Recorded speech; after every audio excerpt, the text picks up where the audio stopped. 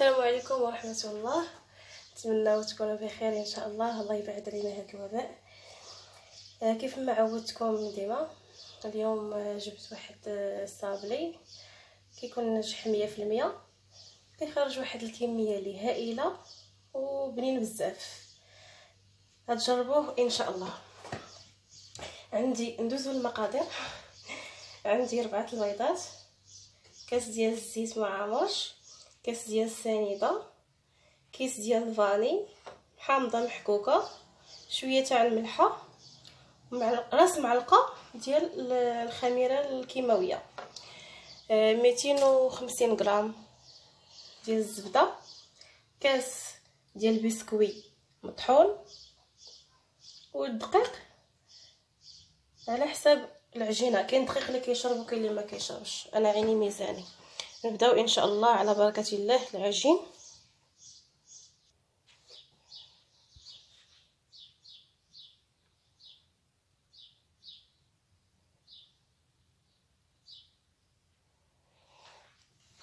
نبداو ان شاء الله. عندي سنيده كاس،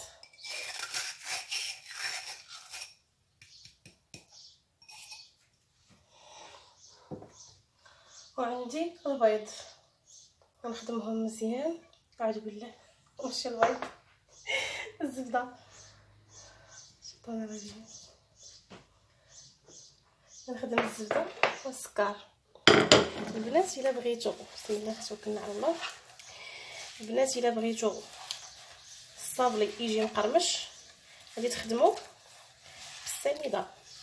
الا بغيتوه يجي طب غتخدموا بالسكر كلاصي. الزيت ما يكونش كتير بزاف، لانه الا كثرتوا الزيت الحجم ديال الصابلي كيتقلص وما غاديش تخدموا به مزيان، العجينه كتولي جاريه. غادي نخدم مزيان الزبده والسكر دابا مع الحراره مرتفعه دغيا كتذوب.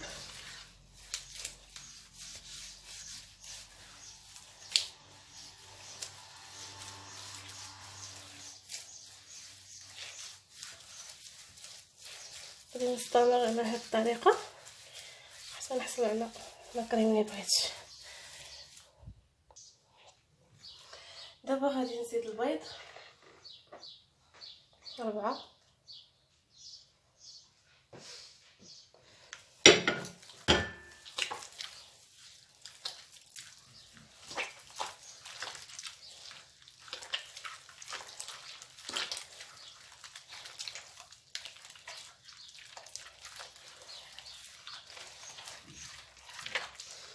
غادي نخدم عاود البيض والزبده والسكر مزيان.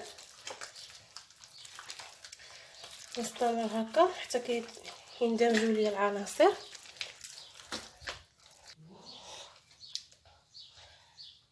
غادي نزيد هاد الكيس ديال الفاني والحامض والملحه، ونزيد عليهم الزيت.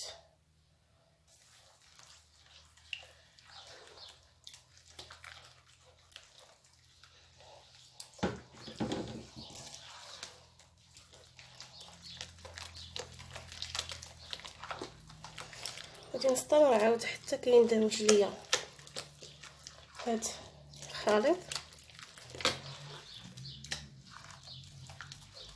ونكمل العناصر اللي باقي ليا. من بعد ما اندمجوا ليا الزبده والزيت والسكر وباقي العناصر، غادي نزيد بسكوي على كاس مطحون هنايا. خلط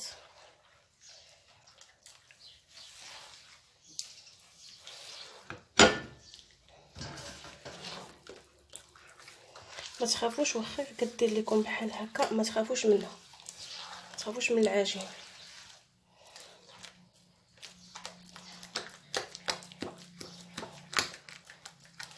غادي نحاول ندخل هذا البسكوي هذا الخليط ديالي مزيان.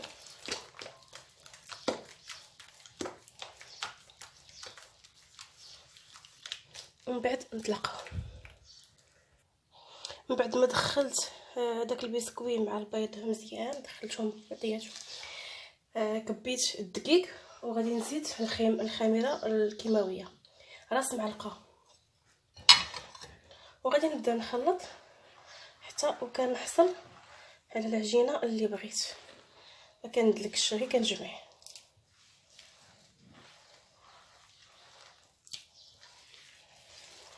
هذا البسكوي هذا كيعطيه واحد القرميشه ورائعه، وهذا كيعطيكم واحد اللون مذهب زوين. غادي نزيد الدقيق مازال.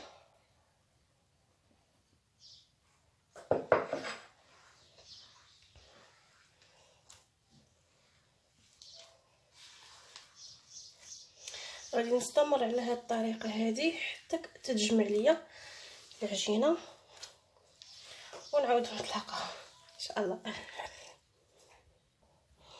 من بعد ما جمعت العجينه ديالي، ها هي الكميه اللي خرجت ليا، ها هي كتكون رطبه، كيكون عندها هذاك اللون، هو باين مغير اللون ديالها داك البسكوي اللي زدت ليها. دابا غادي نخليها ترتاح غير واحد شويه، واحد 10 دقائق في الثلاجه، لان الحال سخون بزاف.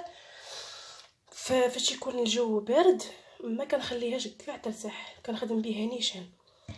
دابا غنخليها غير واحد شويه تشد، يتبرد ليا واحد شويه، وغادي نبدا نخدم بها. هاد العدد اللي درت انايا ديال هاد المقادير كيخرجوا ليا بالنسبه للبنات اللي كيشدوا لي كوموند. السكر انا نقصتو، تقدروا نتوما ديروا 2 كيسان في هاد الكميه هادي، نقصتو على حساب الطلبيه اللي عندي. هاد الكميه كتخرج ليا 3 كيلو بالنسبه للصابلي العادي، اما بالنسبه للصابلي بريستيج كتخرج 4 كيلو و 4 كيلو ونص على حساب الدقيق اللي عندك. غادي نخليها دابا ترتاح، ومن بعد نعاودو نتلاقاو في الخدمه ان شاء الله. غادي نبدا دابا نخدم فيها. عندي 2 مراشم، هادو هما المراشم باش غادي نخدم، هذا وهذا. غادي نبدا ان شاء الله نخدم. كنشد واحد البلاستيك عاليه، ها هي، كنرشها شويه بالدقيق وكنبدا. بسم الله.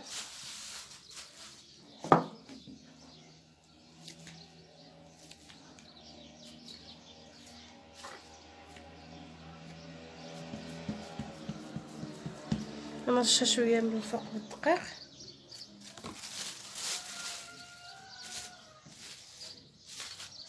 وغادي نبدا دابا نسرح فيها بالدلاك.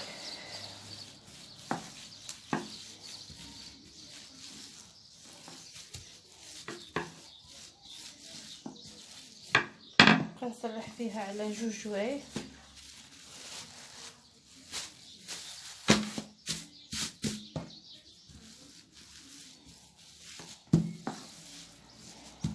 مكنرققوش بزاف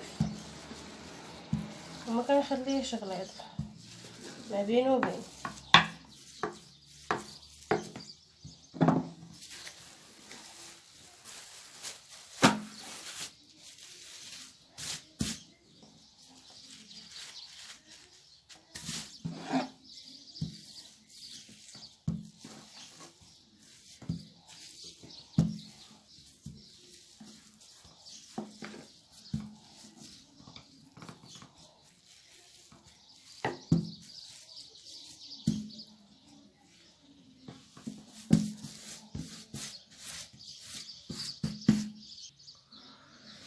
من بعد ما سرحتها بالدلاك غادي نبدا دابا نطبع فيها. كنغطسها دابا في الدقيق وكنبدا الخدمه ديالي. بسم الله.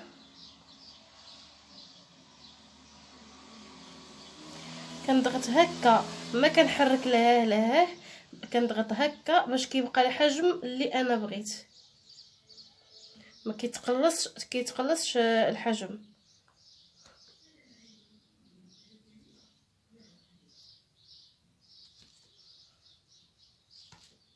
غندير دابا هذا،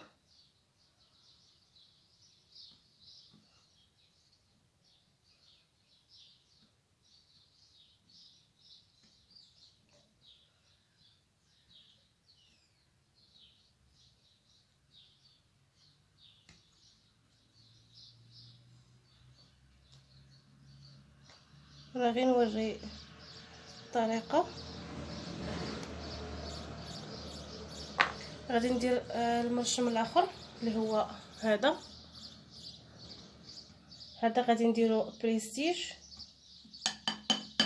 كنغطسو في الدقيق كيف ما العاده وكنرشم به. هنا بقات لي وحيده حتى نعاود واحده اخرى ان شاء الله. صافي كنورك هكا وكنهز، ما كنحركش لا هكا لا هكا باش كيبقى ليا الحجم اللي بغيت انايا.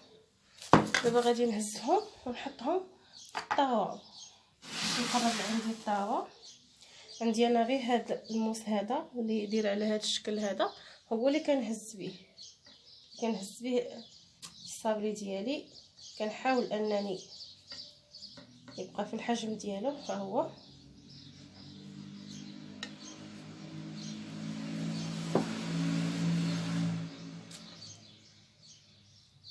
نقدر نغطسو دقيق.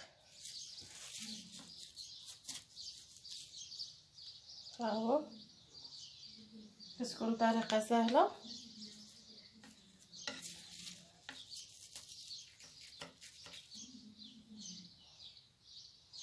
هذه قصها بالمرشم الاخر نحيدوها نفس الطريقه. ها هي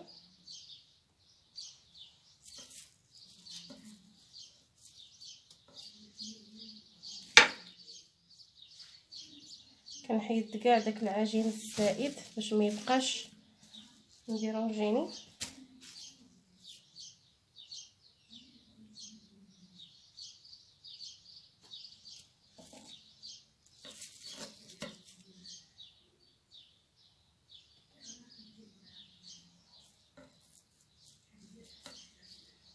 هذا المرشم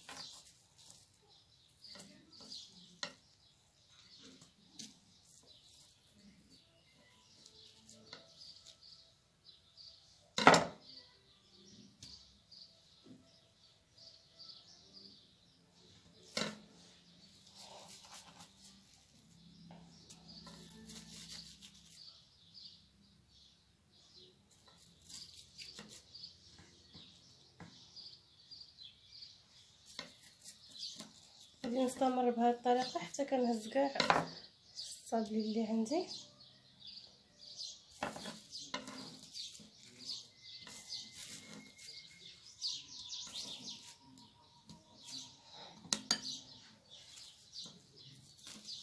دائما كنغطس في الدقيق. ها هي هذه على شكل اس.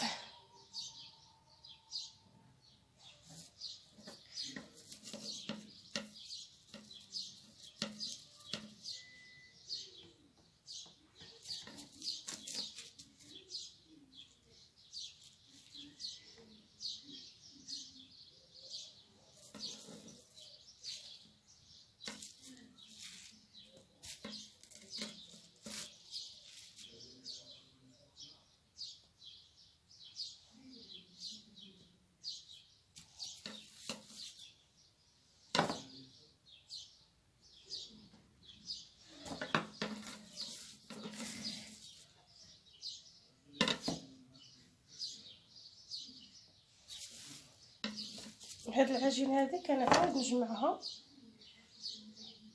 ونخدم بها حتى حاجه ما كتلوح.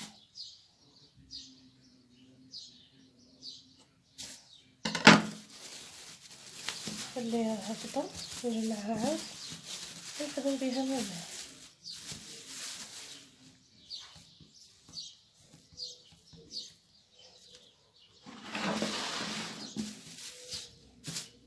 غنوري لكم الطريقه الاخرى ديال الاس.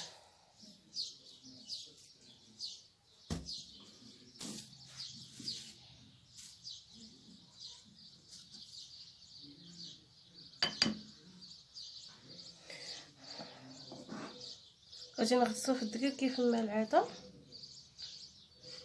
ونرشم. كنحط وكنهز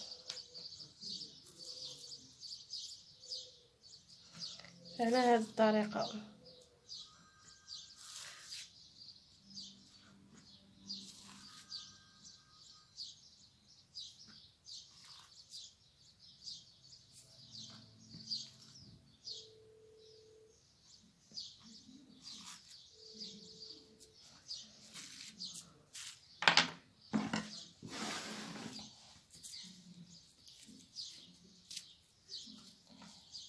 السباتيل كيعاون باش نهز. نتوما تقدروا تشريو السباتيل ديال الحلوى، وانا كنخدم بهذا.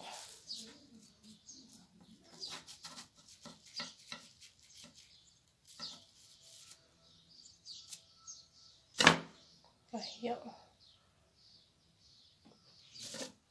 صافي. كنستمر على هذه الطريقه هذه حتى كنكمل كاع العجينه اللي عندي.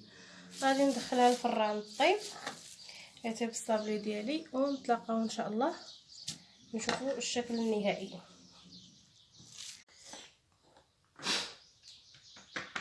بعد ما طاب ليا الصابلي ديالي ها هو رجع على هذا الشكل هذا. حمريه شويه، انا ما كنبغيش نحمر بزاف. الشكل الاخر اللي صايبت دابا غادي نبدا في الفينيسيون ان شاء الله. صايبت هذا البريستيج هذا باش نلصقو على هذا الصابلي، وصافي صايبت هاد البابيونات بالشكلاط باش ندير ليهم فينيسيون بالشكل الاخر. عندي هنايا الكاوكاو طحنته على هذا الشكل، غادي نزوق به. وهذه التلصيقه باش غادي نلصق الصابلي. هنا عندي 2 معالق ديال الناباج و3 المعالق ديال الجليكوز. سخنتهم شويه فوق النار وخرجوا لي على هذا الشكل. هذا هو باش غادي نلصق الصابلي. هنايا هذا الخليط هذا الجليكوز والناباج زدت عليهم النكهه ديال القهوه. نتوما غتقدروا ديروا النكهه اللي بغيتو، لكن هذه النكهه هذه كتجي هائله وزوينه بزاف. نبداو ان شاء الله نلصقوا الصابلي ديالنا.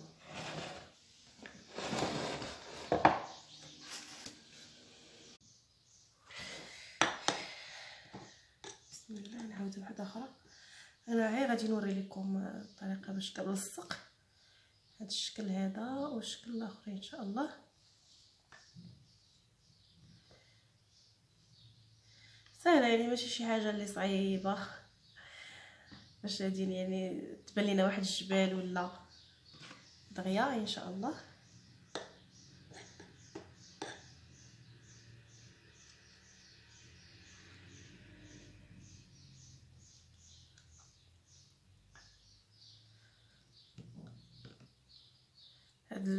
هاد الزائد ديال الشوكولات كنحيدو بيدي، ماشي مشكل.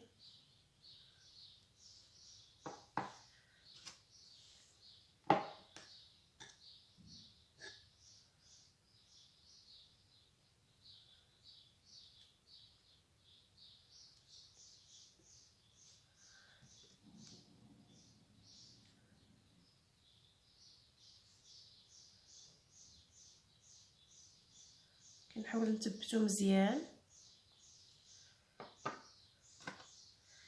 نزيدو واحده اخرى.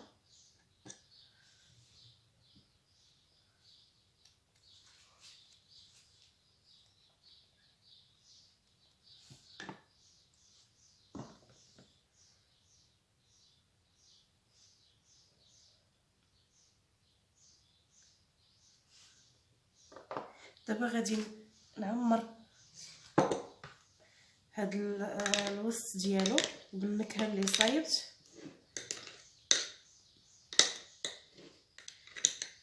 بسم الله. غادي نديرو غير شويه في الوسط.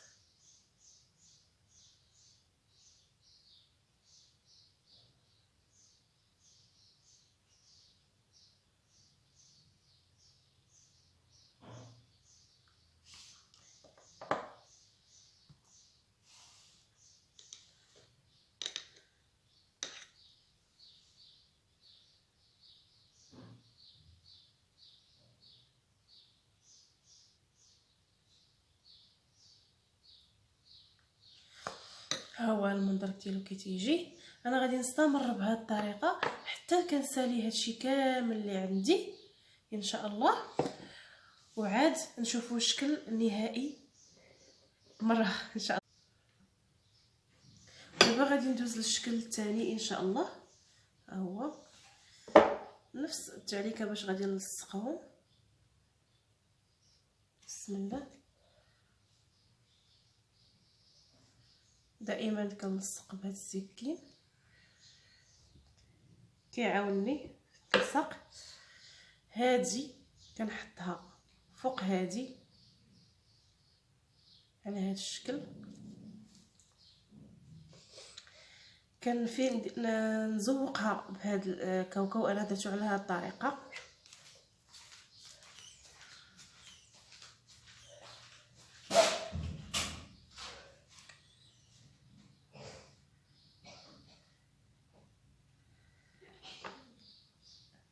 نعاودو واحده اخرى.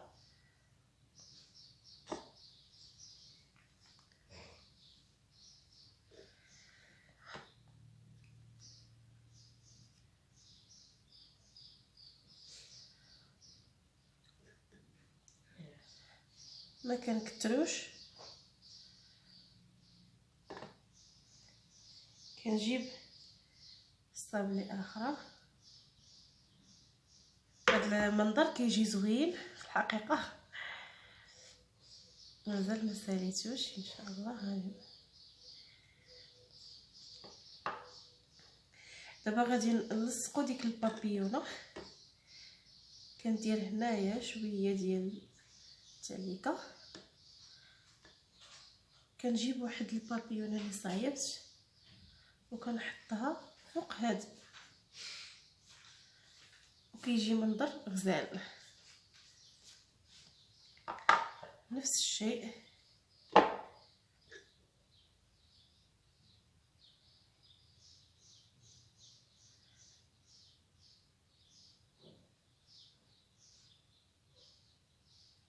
هيا.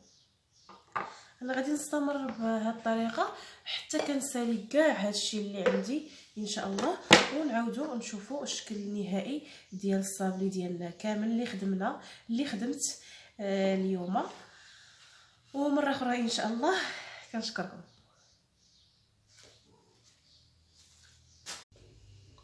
من بعد ما ساليت التلصاق هذا الشكل النهائي. باقي ليا شي حاجه ما لصقتش، سالا ليا الشوكولاط بريستيج. نصايبو عاد ان شاء الله نكمل. يعني كتخرج هاد المقادير اللي درت، كتخرج كميه كبيره كيف ما كتشوفوا. ها هي عندي هنايا، ها هو نقرب لكم من الكاميرا. هنايا تبارك الله شوف شحال خرجات. ها الشكل الاخر كيجي هاد الشكل زوين غزال، والصابلي تيكون رقيق. ها هو بسم الله. يعني ما تيكونش غليظ ولا كيجي مدقس، ولا يعني كيجي بنين وهائل. ونتمنىو ان شاء الله تجربوه. ومازال غادي ندير عجين بلا بسكوي ديال الصابلي، ونشوفوا الطريقه ديالو. نتمنى ان شاء الله يعجبكم وتجربوه. ديروا جيم وبارطاجي وابوني. زيدوا دعموني باش نزيد ان شاء الله نعطي اكثر. وكنشكر الكل، والله يبعد علينا ان شاء الله هذا الوباء، وترجع حياتنا كما كانت ان شاء الله يا ربي. وشكرا لكم.